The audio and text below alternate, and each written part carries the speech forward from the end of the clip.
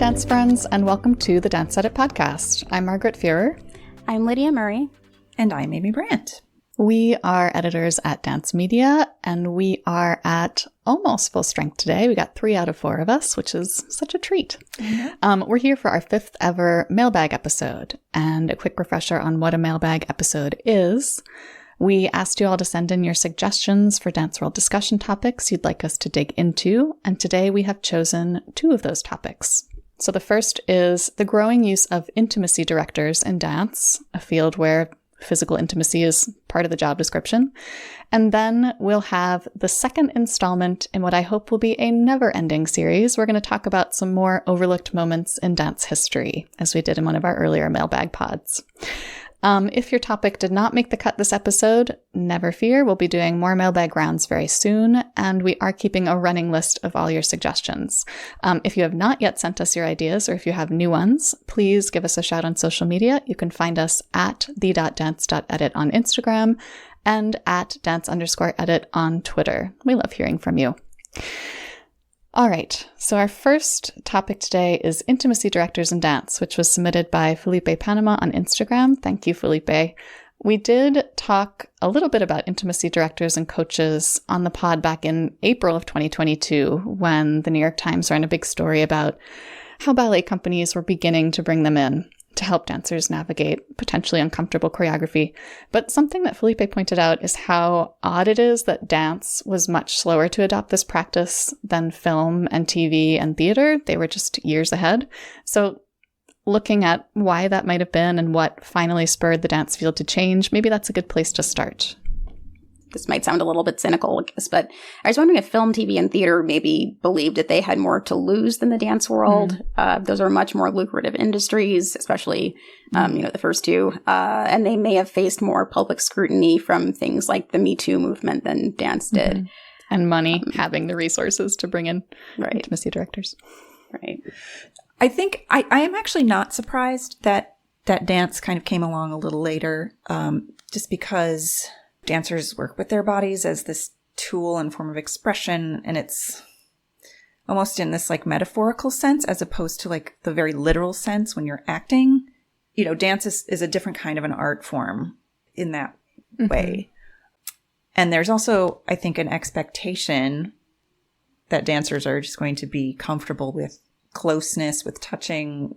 You learn from an early age how to partner, and you get used to that. And, you know, it's very weird at first when you're an awkward teenager learning how to do partnered pirouettes or whatever, in class. But it does, you get used to it, and then it's not as unusual. And there's just kind of an expectation that you need to know how to do this. Yeah. And that you're the tool to express the choreographer's vision, if that makes, so if you're in a rehearsal setting and someone is choreographing on you and they ask you to do something and go to this kind of uncomfortably intimate place, it's kind of hard the way that it's been all set up. It's kind of hard to push back in the moment, I think, because of the power dynamics.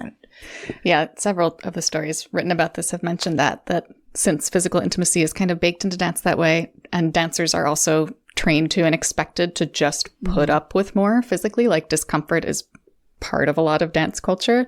So there was sort of a cultural shift that needed to happen before the idea of intimacy directors became more widely accepted. I also thought it was worth noting that, I don't know, Amy, I was so interested in what you're saying about how dance, it's often more abstract. The portrayal of intimacy is in many ways more abstract, and yet the touching that's actually happening is much more concrete and often much more aggressive. Right. So that strange tension is something that has to be resolved. That's what makes the job of an intimacy coach in dance so complicated. But another thing that makes it complicated, and one of the stories talked about this too, is that on a film set or in theater, often an intimacy director is doing the choreography. They're actually setting the performer's movements in highly charged scenes, whereas in dance, they're often trying to work with preset choreography. So, yeah, intimacy coaches in dance face just a different set of challenges and kind of require a different skill set than intimacy coaches for like a filmed love scene. Yeah. I also wonder too, I didn't really in my career have to, I was trying to think of like works I had done where I had ever felt like uncomfortable or that it felt like it was crossing into this sort of sexual territory with the subject matter. And I didn't really do much in that regard, but I did have friends and colleagues who did have to do, like prolonged kissing scenes, Romeo and Juliet, things like that. You see Meyerling, my goodness, like that is my gosh, profoundly intimate and physical. And I don't know how those conversations go in the rehearsal because I wasn't in them, but like, did they have conversations? I don't really know. I think, or were they just like, okay, and here you kiss, go. I'm not sure how those went down. So I don't really know what to say about that. But, it would be nice if it is now like kind of a conversation, something you talk about with your partner and whoever is there in the room with you, with the intimacy coordinator. But, I also like partnering in general. Like I often say this, and I've heard actors actually say this too when they're doing like a love scene, that they're just thinking about so many other things, the blocking, the lights, the this, the that, where the camera is, that it doesn't feel sensual or anything. But, I can see if you have a partner that is not on the same page with you or doesn't understand physical boundaries, touching, etc., like when it's okay to do this, when it's not okay to do this, like that. I mean, it always should have been, but I do think that needs to be addressed because it can make for extremely uncomfortable situations. I was just thinking about how good it can be when intimacy coordinators are able to be a direct line of communication to, some sort of HR type figure or department who can actually do something about anyone who's violating boundaries. And I was also thinking about that Dance Magazine interview with an intimacy consultant where she talks about defining consent, because what the audience perceives also, of course, matters a lot, and it can differ from what the performers themselves are experiencing or what they maybe even feel like they're communicating or presenting. Like what the audience sees is not how it feels to the dancers. Like, so if the audience sees like what looks like entwined bodies and all in this potted, like to the dancers, it's a lot of like physical discomfort just from like being hoisted around, the twisting and the lifting and where the hands are. And it's often kind of uncomfortable. Like a press lift, always kind of like hurt a little bit, or fish always made me want to barf, but you have to make it look torch lift. Yeah. So this idea of consent, and like, I do think, cause I was in a situation once with a choreographer where something important was not presented at the time of hiring. That was then kind of sprung on the dancers during the rehearsal process, which created a lot of issues. I do think that like certain things need to be upfront with the dancers if they're going to be required to do nudity or to do this kind of like really intimate work that might, cross the line. And hopefully intimacy directors become just a more standard practice throughout the industry generally. And as that happens, that also, leads to conversations about, well, what should be in contracts when we're talking about freelance dance work, if it's going to involve intimate physical touch, if it's going to involve nudity, so that it stops becoming as fraught. It's just part of a negotiation that always happens. Right. And less of just like an expectation. Yeah. So, I mean, this is a huge, complicated topic, so I don't mean to stop us short. But in the show notes, we do have links to several stories about intimacy direction in dance. I hope you can check them out. There have been some great stories written about that get into all of these subtleties and nuances. All right, so our second topic today is overlooked moments or people in dance history, which was submitted a while back by Katie Williams on Twitter. So thanks again to Katie. We went through an initial round of these in a previous Mailbag episode, and we're bringing the topic back again because it was just so stinking fun the first time. So what neglected bits of dance history would we like to highlight today? Lydia, you're up. Okay, so I'm going to talk about a dancer I recently wrote about named Maria Skorsiuk. Skorsiuk is a little-known figure in ballet history, but she's believed to have been the first ballerina of African descent in the Imperial Russian Ballet in St. Petersburg. So, she was born in 1872 in St. Petersburg, and though her lineage is a bit of a mystery, she likely descended from the Moors of the Russian court, who were black servants of royalty in Imperial Russia. She was of mixed race. She was black and Russian. She attended the Imperial Theater School, and in 1888, after her spring exams, theater officials actually tried to expel her from the school for supposedly either not making enough progress or lacking in ability. At this point, she was about 16, and she likely didn't have the skills to support herself any other way because she had been, primarily training ballet. So if she was truly facing expulsion solely due to incompetence or lack of potential, it was also a little bit late for that to be happening. So Ekaterina Vazem, who was her teacher, fought this. Vazem pushed for Skorsiuk to take a second test, and she told her that this time don't pause between the set exercises. She believed it would be better for her to dance, smoothly, as she put it, even if she made mistakes, because the examiners would only evaluate based on the general impressions of her dancing. And that time, Skorsiuk passed, and she got to stay at the school. In her last year as a student, she performed in the world premiere of Petipa's Sleeping Beauty. She was one of the girls accompanying Aurora. Vazem also fought for Skorsiuk to enter the company. After she joined the company, her signature roles eventually came to be the Spanish dance in Swan Lake and the Saracen dance in Raimonda, and she danced mainly character parts. Unfortunately, she died of tuberculosis when she was only about 28 or 29 years old. But for more in-depth information about her, please read Peter Koppers' profile of her for the Petipa Society. And I also had the honor of interviewing him about her for Pointe. Thank you to Peter and also to Doug Fullington for connecting us and for providing me with source material on Ekaterina Vazem. That was such a great Q&A with Peter Koppers. We'll link to that in the show notes. Lydia, thanks for sharing that. I'd never heard even a whisper of that story before. That was fascinating. Yeah. It was fascinating to research. And I love how some of that choreography still lives today in Raimonda, right? Yes, like the back bend. It was originally more of an extreme back bend supported only by the head. Her influence kind of continued to this day in ways that people might not necessarily know about. So incredibly cool. All right, so my forgotten moment is from a totally different corner of the dance world and a totally different era. It's about Madonna's Blonde Ambition tour from 1990. Yeah, that's the one that was famous for like the Jean-Paul Gaultier cone bras, and it's the one that Pope John Paul II condemned as an abomination. So I think he said like Satan has been released into the world or something. So the choreographer for that abomination was Vincent Patterson, the dance artist who was behind some of the like most iconic music videos and tours of the 1980s and 90s.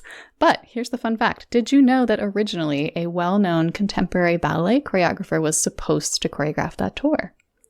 Actually, let's play Guess Who. Do you want to play Guess Who? Who do you think it was? Remember, the year is 1990. Here's a big hint, an unfortunately large hint. It was a woman. Oh, Carol Armitage? Yes, it was Carol Armitage. That makes sense. Isn't that crazy? Woo. Yeah, it is both weird and it also makes total sense.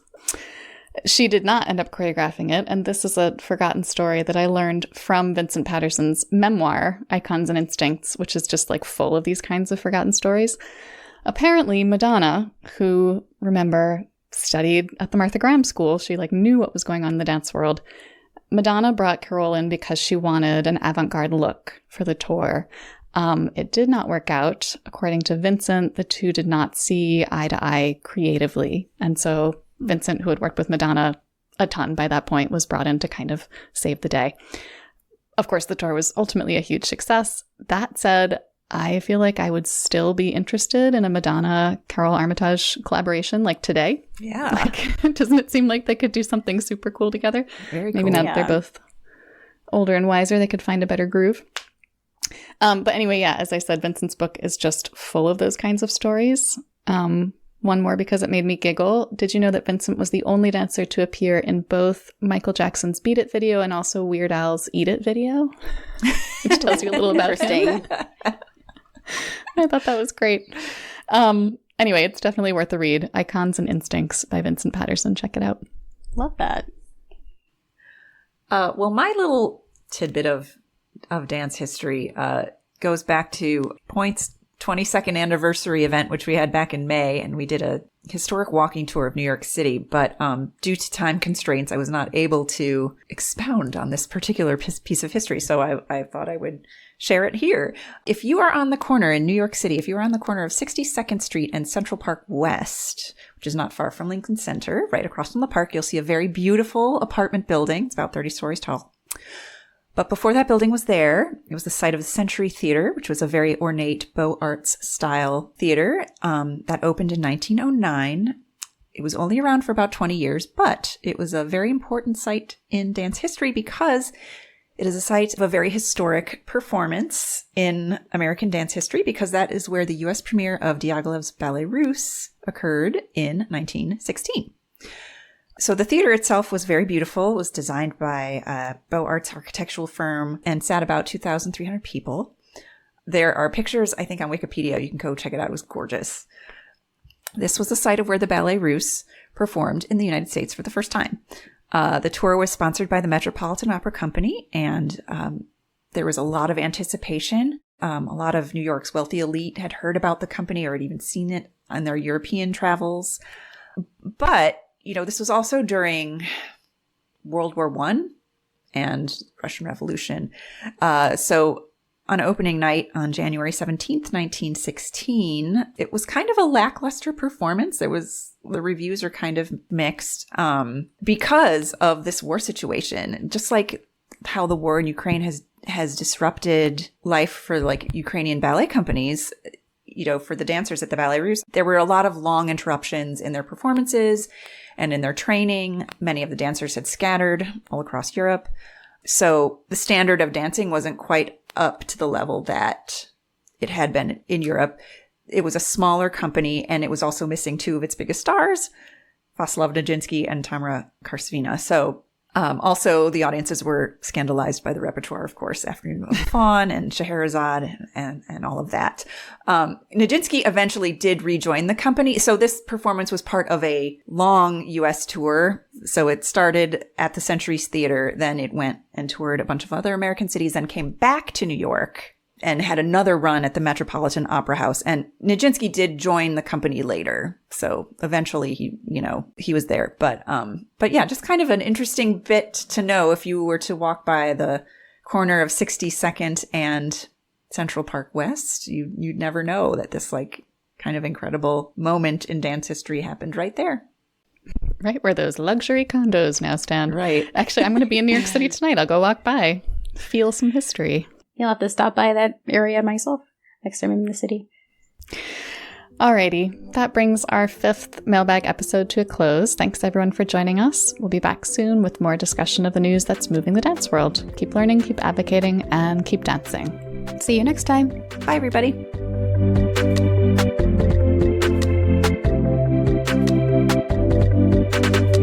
The Dance Edit podcast is a product of Dance Media, publisher of Dance Magazine, Dance Spirit, Pointe, Dance Teacher, and the Dance Edit newsletter. Our hosts are Amy Brandt, Courtney Escoyne, Margaret Fuhrer, and Lydia Murray. Our music is by Celestine, with special thanks to Broadway Dance Center for helping us record those footfall sounds. Find out more about the Dance Edit and subscribe to our daily newsletter at thedanceedit.com.